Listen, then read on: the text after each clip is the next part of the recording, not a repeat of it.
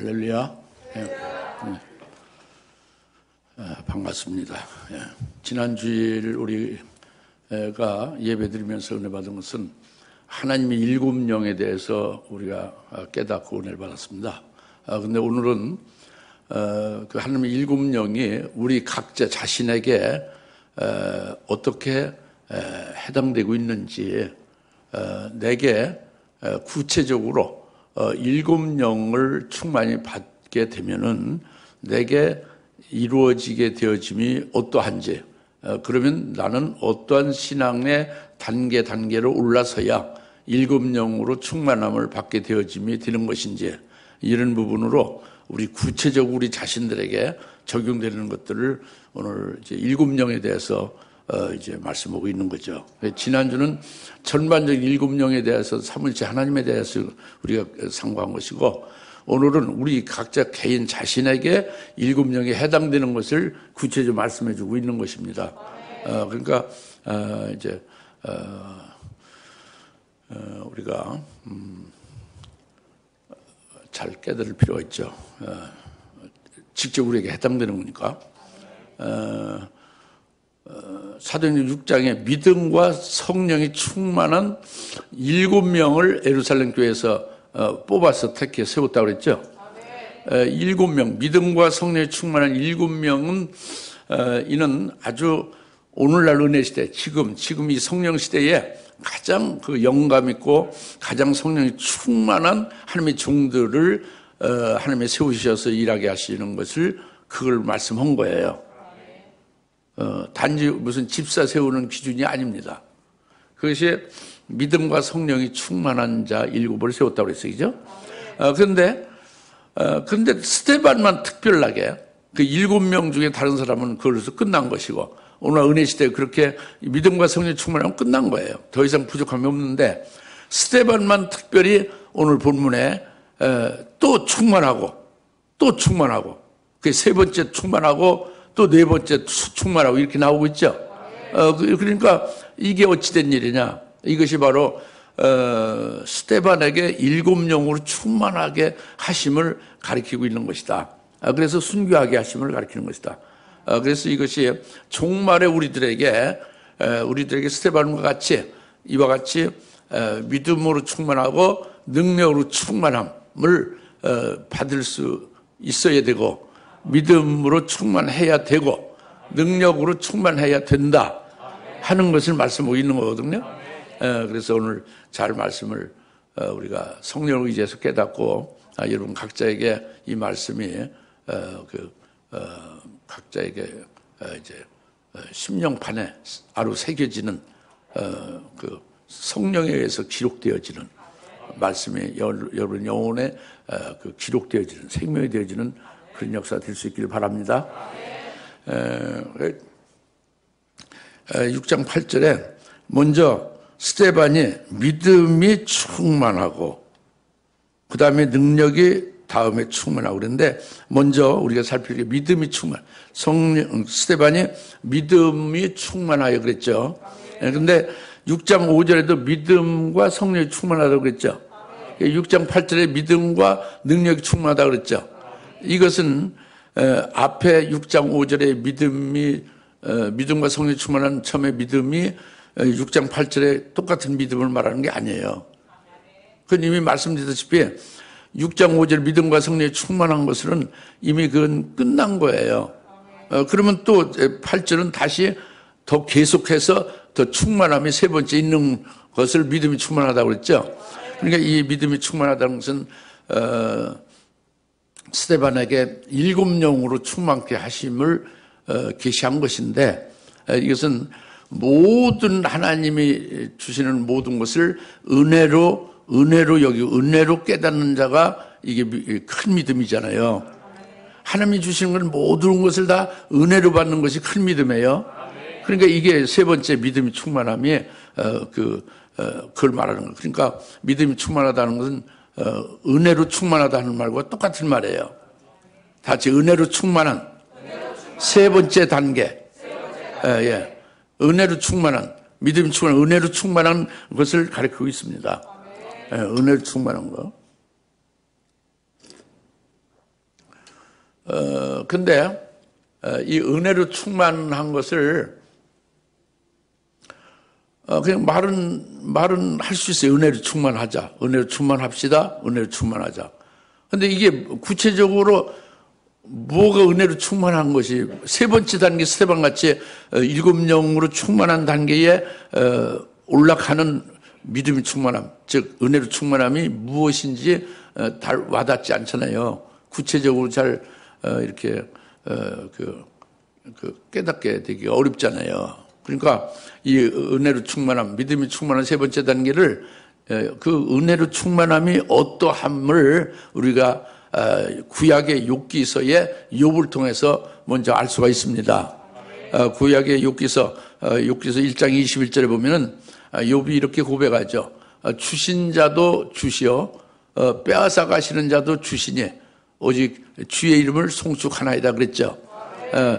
무엇을 송축하는가? 어떤 일이 있기에 주께 주의 이름을 송축하나? 이것은 욥기서 1장에 나옵니다.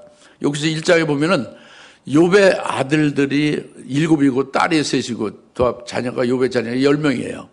10명인데 큰 태풍이 불어서 집이 무너지고 그 10자녀가 하필 생일잔치 하느라고 모여 있는데 거기에 그 집이 무너져서 깔려가지고 10명이 다 순식간에 몰사했습니다. 이것은 말이죠. 이 집안에 가족 하나가 죽으면 얼마나 슬퍼요. 자녀가 딸이고 아들이고 딸 하나가 죽었다, 아들 하나 죽었다 해도 얼마나 비참한 겁니까? 슬프고. 근데 모든 자녀 10명이 순식간에 한 번에 그냥 떼죽음을 당한 거잖아요. 그러니까 얼마나 욥이 그 끔찍한 일이고 얼마나 슬퍼하겠는가 짐작이 가죠. 그 욥의 그 반응을 보자고 합니다. 그것이 욥기서 1장 21절에 그 고백이 그겁니다. 이 자녀는 하나님이 주신 것이니까 여호와께서 주신 것이고 하나님이 주셨으니 하나님이 데려가시는 거다. 하나님이 주신 자도 하나님이시여 데려가시는 분도 하나님이시니 오직 하나님의 이름을 찬송하며 감사합니다. 이렇게 10자녀가 떼죽음을 당했는데 하나님 앞에 경배하며 하나님 앞에 감사하고 찬송했어요.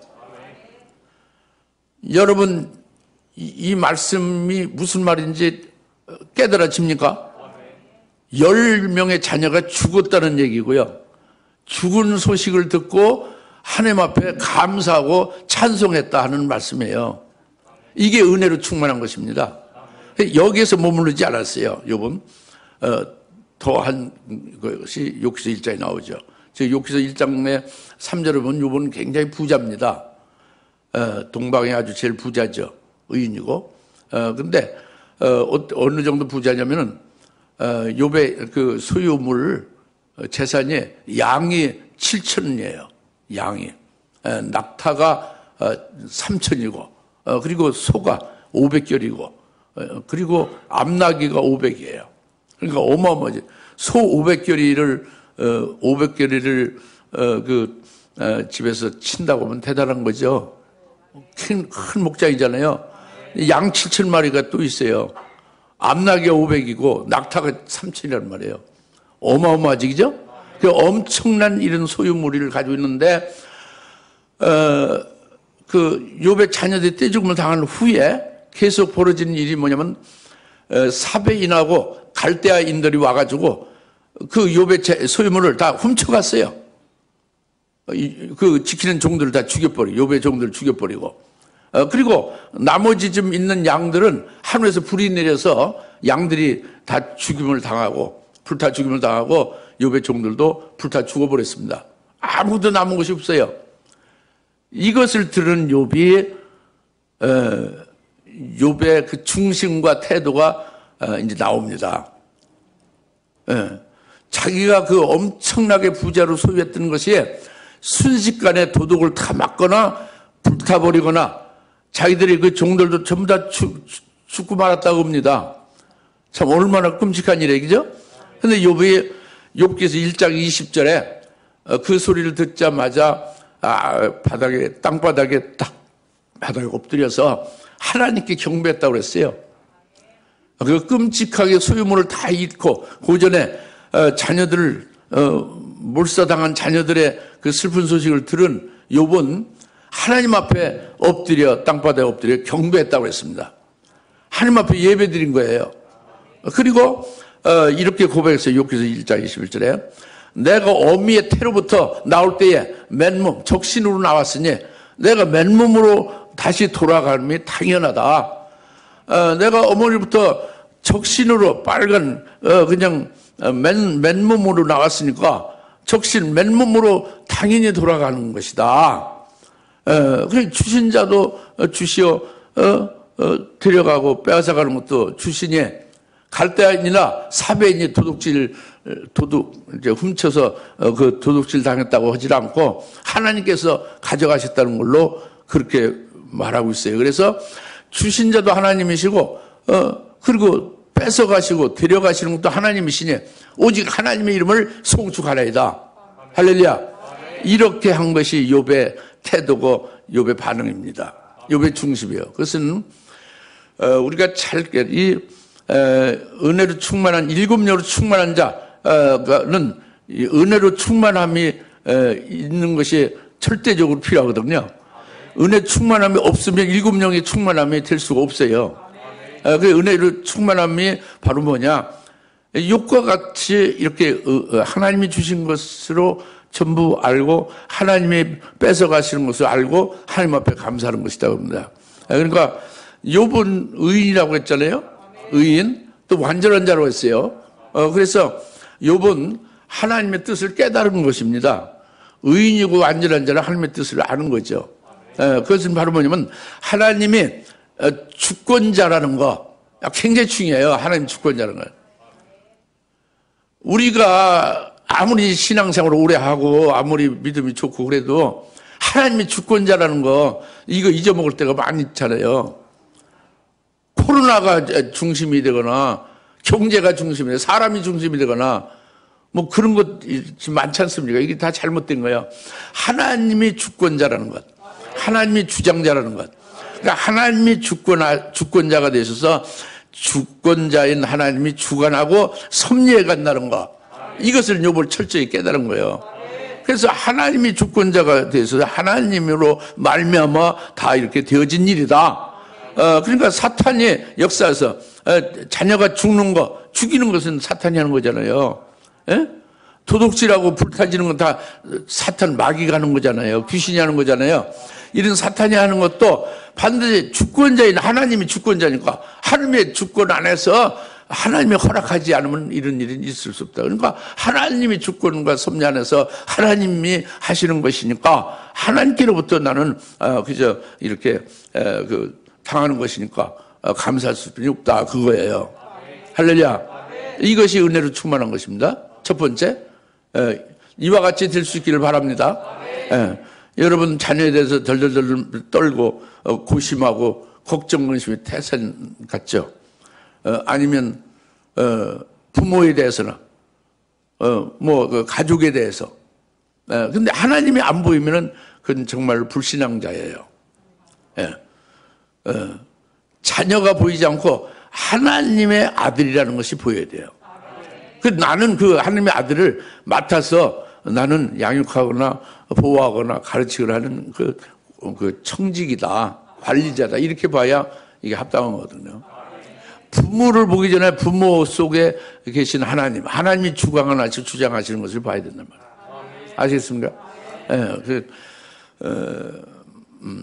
자녀가 아프고 부모가 아프면 그 아픈 걸 보고 막 발을 동동 굴르지만 하나님은 더 발을 동동 굴르는 것이 하나님은 더 하죠. 하나님은 더 마음이 아프죠. 하나님은 더 급하죠. 그러니까 그 하나님께 향해야 돼요, 마음이.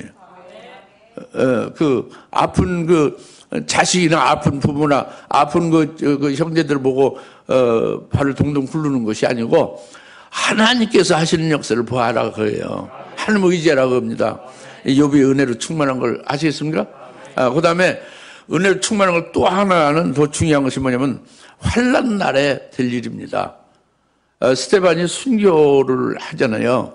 순교하는 것은 종말에 사는 오늘 나나 여러분들 그리스도인들이 종말의 환난 날에 순교하게 될 것을 우리는 알고 있지 않습니까? 그럴 때에 일곱 영으로 충만함을 받아서 이기게 하신다고 합니다. 순교할 수 있게 하신다고 합니다. 그런데 그게 은혜 충만합니다. 그거예요. 그러니까 환난 때에 일곱 영으로 충만케 해서 은혜로 충만하게 되었음을 가르쳐 주시는 거예요. 그러니까 그것이 뭐냐면 이제 그것을 처음에 말씀드린 잘 못 깨닫죠. 아니, 알기는 아는데 이성으로 알고 지식으로 알으니까 전혀 생명이 안 되죠. 믿음이 안 되죠. 그러니까 마태복음 7장 9절부터 11절에 예수님이 하신 말씀을 먼저 여러분이 생각하고 믿으면 바로 이해가 됩니다. 뭐냐면 예수님이 마태복음 7장 9절에서 뭐라고 말씀했어요? 너희가 악할지라도 자식이 빵을 달라고 하는데 돌을 주겠느냐? 자식이 그 생선을 달라고 하는데 뱀을 주겠느냐? 그런데 하나님 아버지께서 자녀인 너희들에게 어찌 좋은 것을 주시지 않겠느냐? 그거 이치가 맞죠? 맞고 믿어지죠? 예수님 말씀에. 다 같이 하나님 아버지께서 자녀들에게 어찌 좋은 것으로 많이 주시지 않겠느냐? 예수님 그렇게 똑같이 말씀했어요. 아주 좋은 것으로 또 그것도 많이 인색하지 않아요. 많이 주신다고 그랬어요. 믿으십시오. 예수님 말씀을. 그런데 우리가 알고 계시잖아요. 마태복음 24장 21절에 주님이 재림하시기 전에 창세 이후로 없던 큰 환란이 있을 거라고 했잖아요. 이 말씀을 우리가 잊어먹으면 안 되는 거죠. 우리가 믿는 예수님이 재림하신다는 거예요. 재림하실 때 재림하시기 전에 큰 환란이 있다는 것을 말씀했잖아요. 우리가 이것을 알고 믿는 거잖아요. 그러면은 이 환란이라는 것은 이건 참 굉장한 아주 극심한 고통인데 하나님이 어찌 하나님의 사랑하는 자녀들에게 이렇게 극심한 고통이 있는 그 큰 환란을 주시냐? 창세로부터는 큰 환란을 어떻게 자녀들에게 이걸 주실 수 있느냐? 이렇게 생각할 수 있어요. 그렇게 생각하기 때문에 하나님의 자녀들은 환란을 겪지 않고 환란 전에 휴거된다고 하는 인간의 소망에 의하여 신학이 생긴 거예요. 하나님의 말씀이 아니고 인간의 소망에 의한 학문으로 세워진 게 환란 전의 휴거설로 사람의 학설이 나온 거예요. 그것을 많은 교인들이 믿고 있지 않습니까?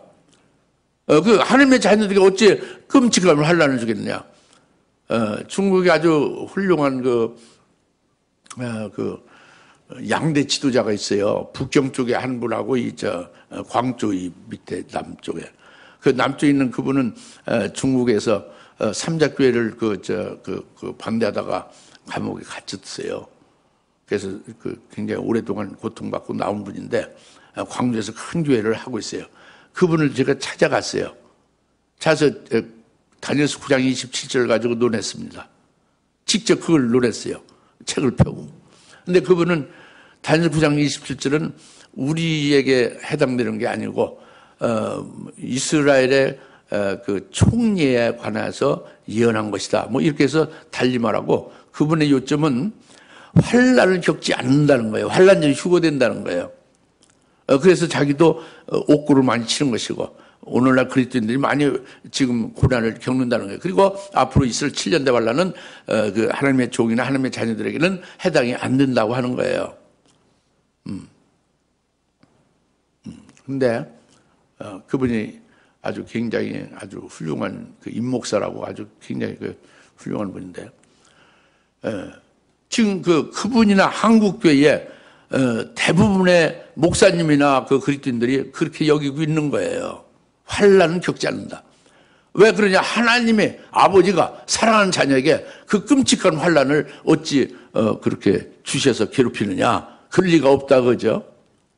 근데 마태복음 7장의 9절부터 11절에 하나님이 하나님이 사랑하는 자녀에게 가장 좋은 것을 주시고 많이 준다고 그랬죠. 그 7년대 환란을 주님 재림하실 주님을 소망하는 자들에게 환란 창세로부터 큰 환란이 있다고 그랬잖아요. 그 환란을 주신다는 거잖아요. 그래 주신다면 그 말씀 그대로 받아들이면 뭐예요? 하나님의 사랑하는 자녀에게 가장 좋은 것이 7년 그 환란, 큰 환란이다 그거죠. 그리고 많이 주시는, 복을 많이 주시는 것이 7년 대 환란의 그 창세로부터는 큰 환란이 아주 많이 아주 좋은 것으로 하나님의 사랑하는 자녀에게 주신다는 것이 됐지 않습니까? 그게 맞는 거죠. 그것이 그 빵을 달라고 하는데 그 돌을 주겠느냐, 빵을 더 좋은 것으로 주시지 않겠냐 그 말씀이에요. 그러니까 이 환란이 괴롭고 환란이 고통스러운 것이니까 환란을 하나님이 우리에게 주신다면 원망하고 불평하고 하나님 어찌 이럴 수 있느냐 이렇게 이제 하나님 앞에 대항하는 경우는 이것은 하나님이 주신 것을 빵으로 주신 것을 돌로 받는 거죠. 돌로 받는 거예요. 돌로 받으면 하나님이 빵을 달라고 하는데 이게 빵을 주지 돌로 주지 않는다는 거잖아요. 그게 돌로 받지 말라는 거예요. 환란을 원망하지 말라는 거지. 환란이 괴롭다고 해서 불평하지 말라는 거예요. 내게 가장 좋은 것을 주신 것이다. 내게 가장 영적으로 맛있는 양식을 주신 것이다. 환란이 양식이다. 내게 가장 복된 기회로 주신 것이다. 이렇게 받는 것이 하나님이 주신 것을 빵으로 받는 거죠. 할렐루야. 이게 은혜로 충만한 것입니다. 이게 은혜로 충만한 거예요. 환란 날에 그 환란 전체를 내게 주시는 것을 하나님이 내게 가장 좋은 것으로 주신 은혜요 복이고 가장 아주 맛있는 영적인 양식이다.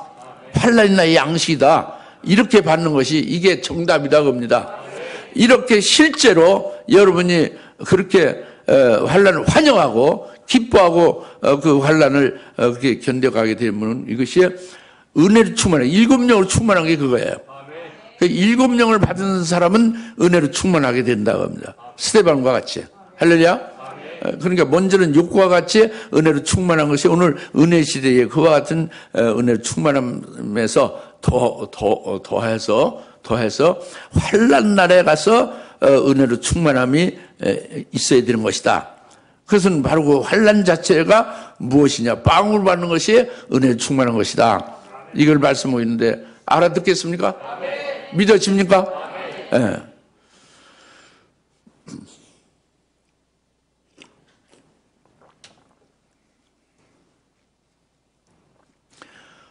스데반이 이제 오늘 본문에 믿음이 충만하죠. 즉 은혜로 충만하고 그 다음에 또 권능이 능력이 충만하다 그랬죠. 네 번째로 능력이 충만하다 그랬죠. 능력이 충만하다고 했는데 이 능력이 충만한 것을 이제 지금 말씀을 드리고자 합니다. 스데반에게 7영으로 충만하여 네 번째 단계 능력으로 충만하다. 이것이 그래서 능력이 충만해서 6장 8절에 능력이 충만해 백성 가운데서 큰 이적들과 표적들을 행하더라 그랬죠. 다 같이 큰 이적들과 표적들을 행하더라. 그래서 마태마가 누가복음은 예수님의 공생의 사역에서 큰 이적을 행하셨습니다. 요한복음에서는 예수님의 공생의 기간 동안에 특별하게 큰 표적을 행하셨어요. 요한복음에서 이적은 하나도 없어요. 표적이고 마태마가 누가복음에는 이적을 행하셨습니다. 그래서 바로 예수님이 행하신 그와 같은 이적과 표적을 예수 그때 거시된 스데반이 예수의 이름으로 그 이적과 표적을 행하신 거예요. 다시 말하면 예수님이 2,000마리 귀신 들어간 자를 귀신을 내쫓고 그러 예수 믿고 구원받겠죠. 이건 이적이에요. 예, 이적을 행하신 거예요. 그리고 문둥병자를 치료했잖아요. 그래서 예수 믿게 하고 구원받게 됐죠. 산상본을 제자들에게 한 후에 바로 내려왔을 때 문둥병자를 최초로 고쳤잖아요. 그래서 이적이에요. 그래서 예수 믿고 하나님 나라가 그 안에 이루어졌잖아요. 이적을 행하신 겁니다. 그리고 큰 혈류병 환자, 혈액암, 암 환자를 예수님이 치료해서 고쳤죠. 이 이적이에요. 그리고 예수 믿고 구원받고 예수님을 따르게 됐잖아요. 이적입니다. 이적이에요. 이렇게 이적을 행하셨어요, 주님이. 그리고 요한복음에서 날 때부터 소경된 자를 실로암 못에 가서 씻혀서 보게 했죠. 이건 이적이 아니라 표적이에요. 표적을 행하신 거예요. 네, 그리고 또 이제 죽은 지 나흘 된 나사로를 무덤에서 썩은 내가 나는데 나사로야 나오라 하고 살렸죠. 이게 큰 표적이에요. 주님의 부활을 나타내는 표적이죠. 그래서 이와 같은 이적과 표적을 예수님이 행하신 것을 말씀을 드렸는데, 바로 스데반이 예수 그리스도의 것이 되어서 자신이 이제 주님의 이름을, 예수 그리스도의 이름을 위하여 자신의 몸을 순교제물로 바칠 것이 딱 정해졌어요. 그 믿음에 딱 올라서 있는 거예요. 그러니까 7영을 받은 거예요. 7영을 충만히 받으니까 능력이 충만한 네 번째 단계가 됐잖아요.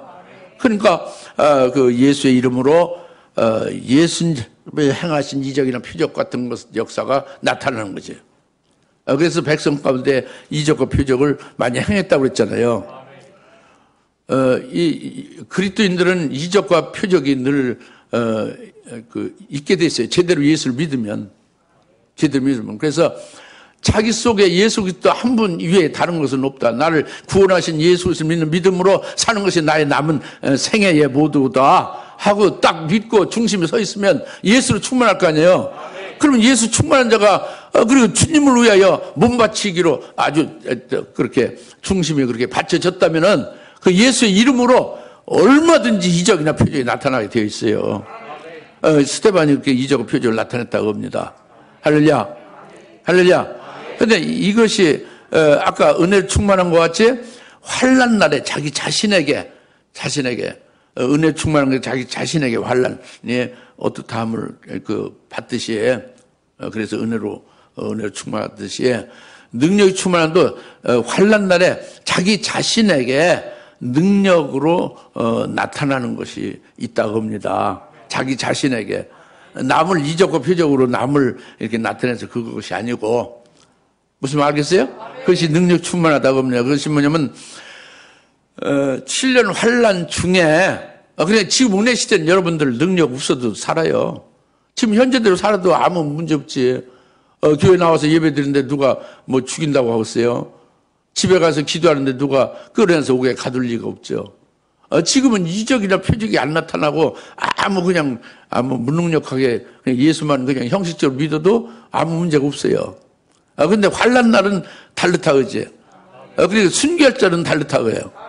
이들에게는 7영을 부어주고 네 번째 단계의 그것이 7영의 능력으로 충만한 것이다 그거예요.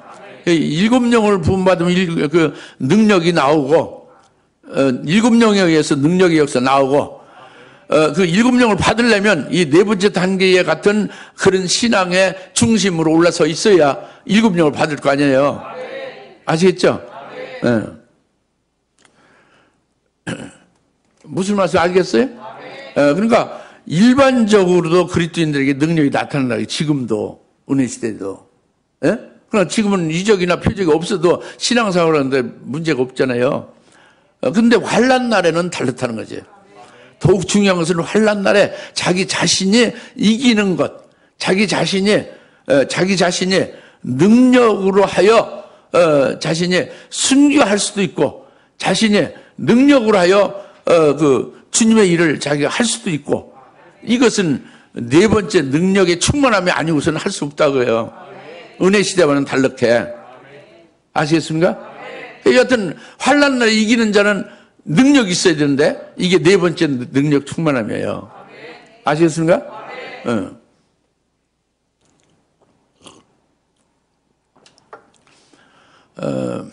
여러분들 신앙이 자꾸 자라가면서 하나님도 계속 그 자라나는 신앙의 수준에 맞춰서 하나님의 말씀도 더 깊어지고 더 아주 세밀해지고 더 엄청납니다. 그러니까 자꾸 영적으로 성장하기를 바라고 온전해지기를 바라요. 이 능력 충만함이 환난 날에 우리들에게 그것이 뭐가 큰 능력이냐면 자기가 환난 날에 이기는 것이 제일 큰 능력이에요. 금축대 교회에서 배출된 자는 이기는 자들로 세우는 거잖아요. 이기는 것이 능력이에요. 지는 것은 능력이 없어서 지는 거고. 그러니까 환난 날에 이기는 자는 이기는 자가 어디에서 나온 자들이요? 금추대기에서 배출된 자가 이기는 자는 계시록 2장 3장 금추대기는 전부 결론은 이기는 자가 결론이에요. 단계별로 이기는 자라고요. 알겠습니까? 그래서 환난 날에 이기는 자가 최고 큰 능력이에요. 환난 날에는 그렇잖아요. 환난 날에 적그리스도와 거짓 선지자를 이기고 그 환난을 이기는 자가 최고 큰 능력이라니까. 이것을 능력 충만이라고 하는 거예요. 이기지 못하면 배도하는 거죠. 이기지 못하면 배도하고 타락해서 멸망이에요. 이기면은 승리죠. 예? 그 복이죠. 아시겠습니까? 이것이 누가 이기느냐? 능력 충만한 자가 이긴다고요. 7영을 받은 자, 7영에서 능력 충만한 자가 이긴 자예요. 가만히 있는데 7영을 보여줄 리도 없어요. 이 능력 충만한다는 게 가만히 있는데 은혜가 충만할 수가 있나? 그 자기 중심에 하나님을 바로 믿고 한 말씀 바로 믿어야 그 하나님 육과 같이 은혜로 받지요. 7년 대 환난은 은혜로 받지요. 오늘 이런 말씀 같은 거 잘 제대로 영으로 받아서 생명이 딱 되어져 있어야 그 환난을 기뻐하고 막 환영할 거 아니에요. 그렇지만 여러분 그런 분은 아직 없어요. 환난을 기뻐하고 막 빨리 환난 됐으면 좋겠다고 발을 동동 굴르고 막 뛰고 그렇습니까? 그런 사람 없죠. 그러니까 그게 좀 약간 문제지. 환난이 더디었으면 좋겠다고 은근히 생각하는 것이 있잖아요. 자신도 모르게. 왜 그래요? 육적이기 때문에요, 여러분이 아직도. 그 육적인 것이 없어지고 완전히 그 영의 기쁨이 있다면은 달라지죠. 은혜로 충만한 자가 되는 거예요. 이와 같이 능력으로 충만한 것도 이제 예수의 이름으로 능력과 그 이적과 표적을 행하는 것이 지금도 있어야 되고 지금도 있어야 되는 거지. 지금도 있어야 되는 거예요. 예수 믿으면 그 믿는 자들 다른 표적이 나오잖아요. 그렇죠? 지금도 있어야 되는 거야. 그러나 이것은 지금 이 능력 충만함이 지금 은혜 시대 능력으로 충만한 그걸 말하는 게 아니라 환난 날에 스데반이 능력이 충만하여 어떻게 되느냐 순교하잖아요. 이것을 계시한 거 우리에게 환난 날에 우리가 우리 자신을 이기는 능력 이걸 말씀한다고요. 능력 충만이. 이 서론을 너무 말씀 많이 듣는다. 아시겠습니까? 그걸 깨달으셔야 돼요. 그냥 구호로만 능력 충만 하지 말고 구체적으로 환난 날에 가서 내가 이기는 자가 되는 거 능력 충만하여 내가 어찌 되어질 것인가 이런 부분에 대해서 깊이 묵상하면서 깊이 기도에 들어가야 되겠죠. 그죠? 그것이 뭐냐면 제일 중요한 것은요. 첫 번째로 환난 날에는 이 그 환난이라는 것이 말로만 환난이 아니에요. 정말로 환난은 아주 견디기 힘든 아주 환난 그 고통에 아주 굉장히 극심한 것이고 그리고 궁핍한 거예요. 아주 궁핍하고 여러분 대식가들은 참 곤란할 거예요. 지금부터 조절해 소식할 수 있도록. 환난은 1260일 환란이 시작하자마자 3년 반 동안 비 한 방울도 안 올 거니까. 그 비 오지 않게 기도를 우리로 시켜서 우리가 기도해서 그렇게 비가 안 올 거예요. 그런데 대식가가 어떻게 그냥 목길 탐하면 되겠습니까? 환란 날에 먹을 게 없는데. 그러니까 이 궁핍이라든가 이 고통이 이루 말할 수 없는 게 환란이에요. 그리고 영적인 고통은 더 이루 말할 수 없는 차원의 고통이죠. 하나님을 그리워하고 하나님께 찬송하고 하나님께 기도하고 하나님 앞에 예배드리고 하나님의 말씀을 들어야 되고 이런 것들이 영적으로 소원인데 이런 것을 못하게 되는 것이 환난이잖아요. 그러니까 이 환난과 이 궁핍 이런 것들을 이기는 자가 이게 능력이 충만한 거라니까. 아시겠습니까? 뭘로 이기느냐고요. 뭘로 이기느냐. 뭘로 이기느냐 하는 것이 여러분 뭘로 이기겠어요? 나는 이렇게 이기는 걸로 난 받아가지고 있어요. 답을. 뭐냐면 서머나 교회에 예수님 말씀했죠. 바로 그렇게 이기는 것입니다. 그것은 바로 뭐냐면 첫째 부활의 영광을 하나님이 내게 주시려고 하늘의 예배에 놓으신 그것을 바라보는 거예요. 그것을 믿고 그 믿음의 실상으로 그걸 가지고 사는 거예요.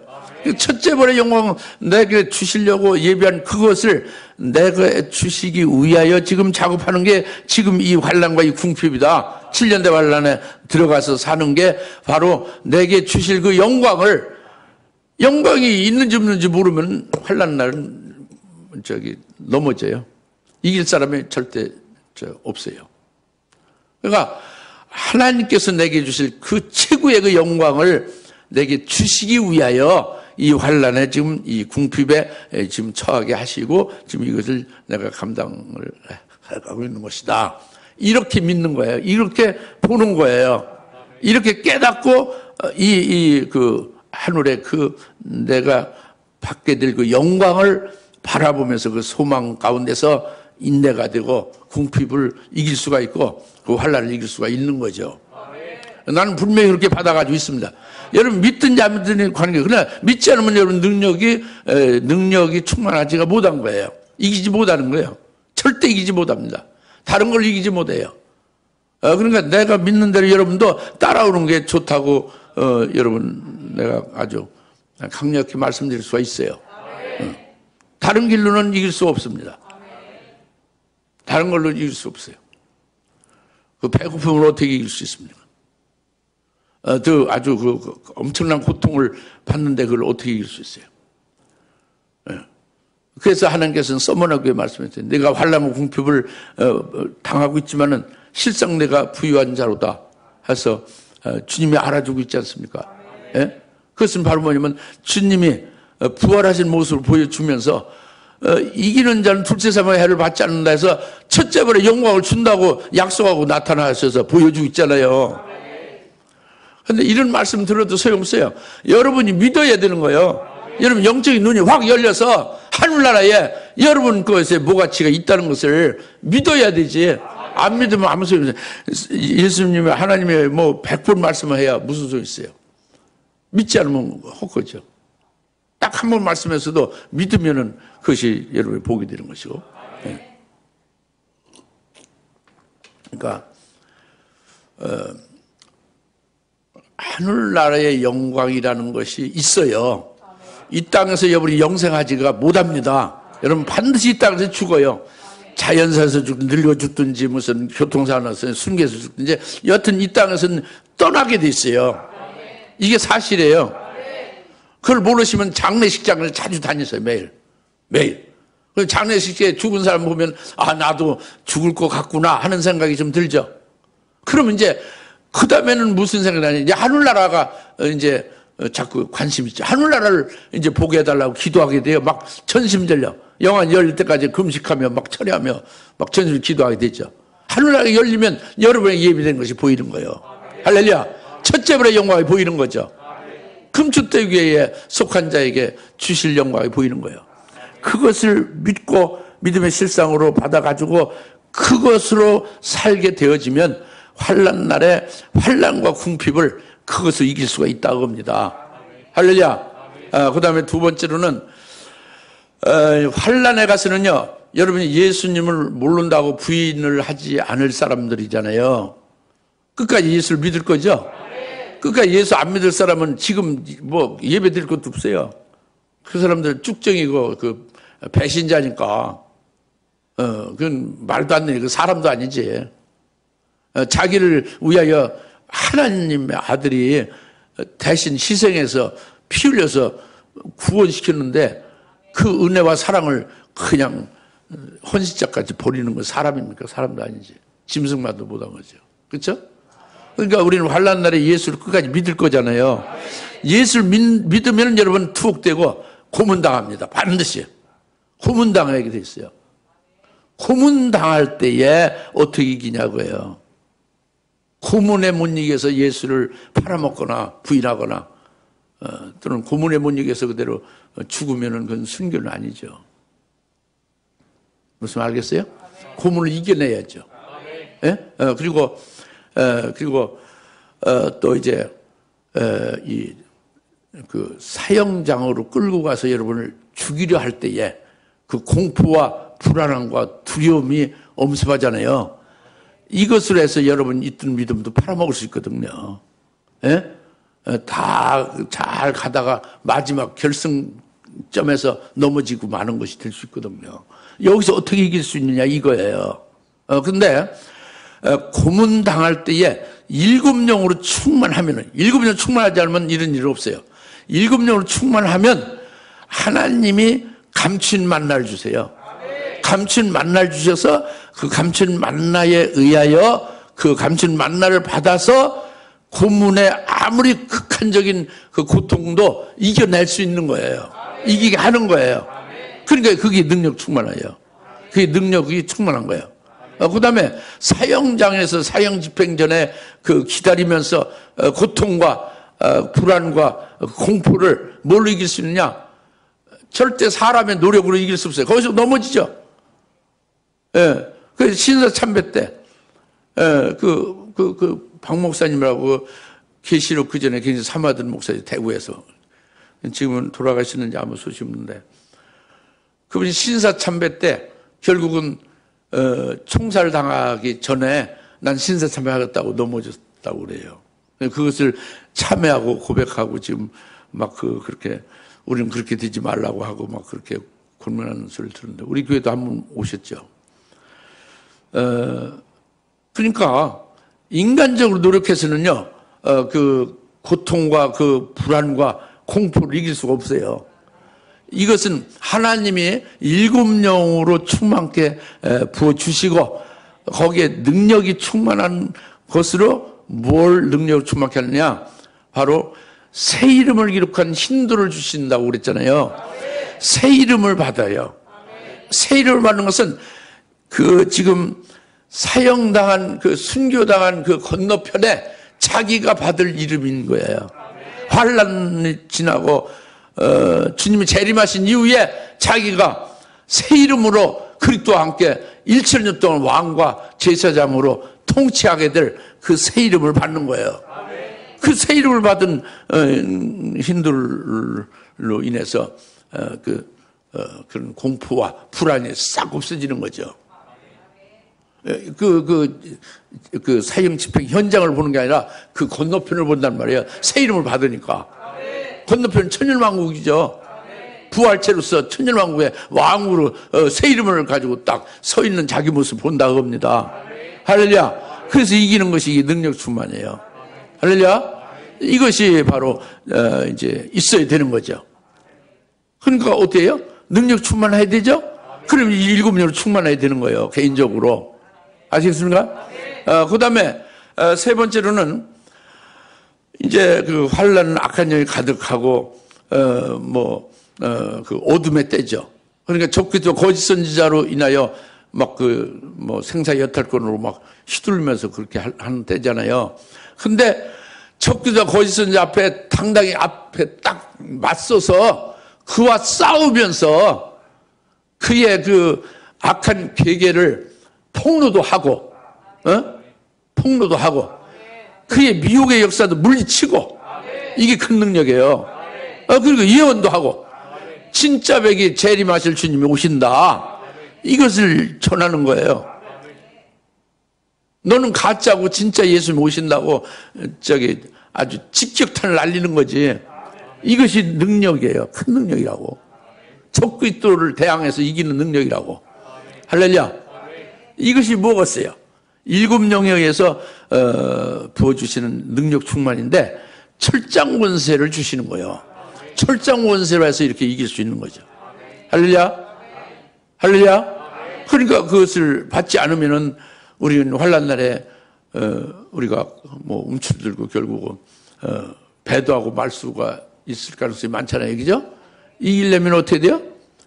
7영 충만해야 되는데 네 번째 능력 충만함이 있어야 된다고 해요. 능력 충만하면 철장 권세를 주시는 거예요. 능력 충만하면. 그래서 이기게 하신다. 적그리스도 앞에서 이기게 하신다. 예, 그리고 마지막으로 이기는 능력이 한 가지 더 말씀드리면 계시록 3장 8절입니다. 즉 너희가 내 이름을 내 말을 지켰고 내 이름을 부인하지 아니었다. 그러니까 하나님의 그 주신 말씀, 예수님이 주신 말씀, 예언의 말씀, 이 참 진리의 말씀을 듣고 믿어서 그 말씀으로 말미암아 또박또박 말씀을 증거하는 거예요. 증거하는데 끝까지 증거하다가 순교하기까지 증거하다가 목배임 당하기까지 이제 가는 거예요. 그것이 계시록 3장 8절 말씀이거든요. 그것이 뭐냐면 그러니까 첫째는 내 말을 지켰다고 그런 것이 주님의 말씀을 믿어야 되는 거예요. 주님의 말씀은 요한계시록까지 포함되고 주의 재림에 관한 예언의 말씀과 다 포함되는 거예요. 올바른 하나님의 말씀이고 진리고 재림할 주님을 맞이할 수 있게 하는 말씀이라고요. 이 말씀을 믿어야 되는 거예요.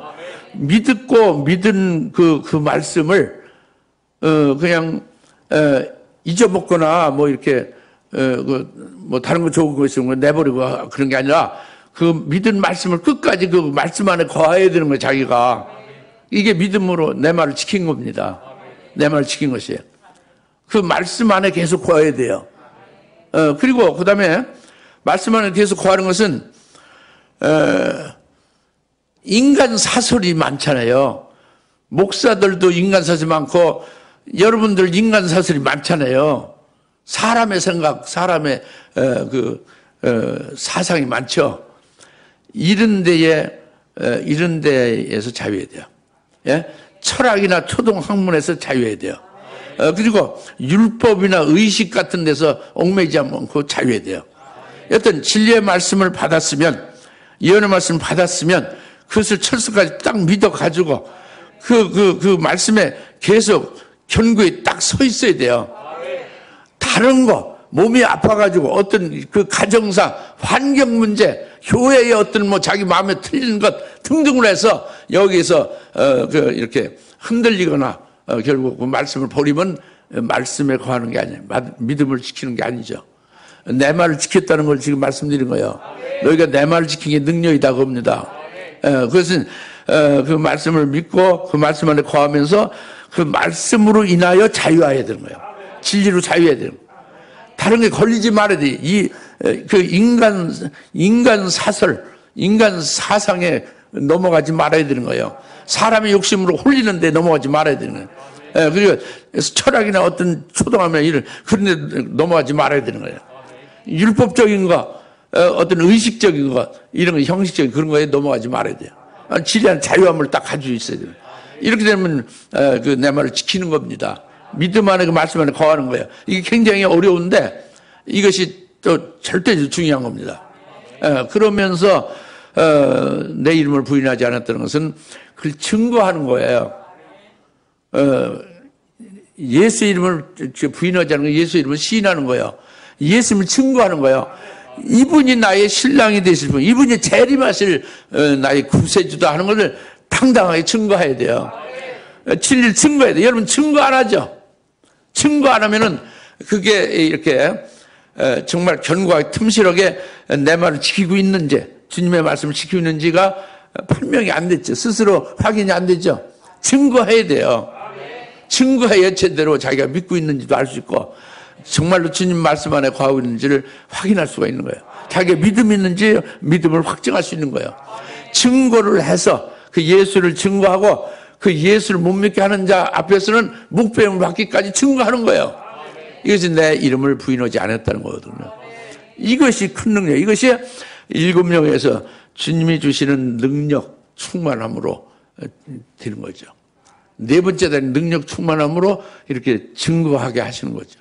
네? 그 예언의 권세를 증거하게 하시는 거예요. 그 진리의 말씀을 깨닫고 그것이 생명되어지고 그 말씀으로 인하여 자유함을 받게 되고 이것이 전부 다 7명에 의한 능력에 의해서 그렇게 되어지는 거예요. 할렐루야. 오늘 말씀을 마치는데 여튼 오늘 은혜로 충만함이 세 번째 단계에 계속 충만한 7명으로 또 네 번째 단계 능력의 충만함이 7명으로 충만함을 가리키는 거예요. 은혜 충만처럼 7명 충만함이 안 되는 거예요. 능력으로 충만함이 안 되면 7명의 충만함이 없는 거예요. 아시겠습니까? 그것을 오늘 말씀한 거예요. 그러니까 오늘 우리 자신들이 지금 현재부터 이렇게 은혜로 충만한 자와 능력이 충만한 자가 되어져 가야 되는 거죠. 그런데 그것이 뭐냐면 7영을 한꺼번에 7번째 가서 우르르 이렇게 다 쏟아주는 게 아니라 단계로 충만케 해준다고 그랬잖아요. 그렇게 올라가줘야 되는 거예요.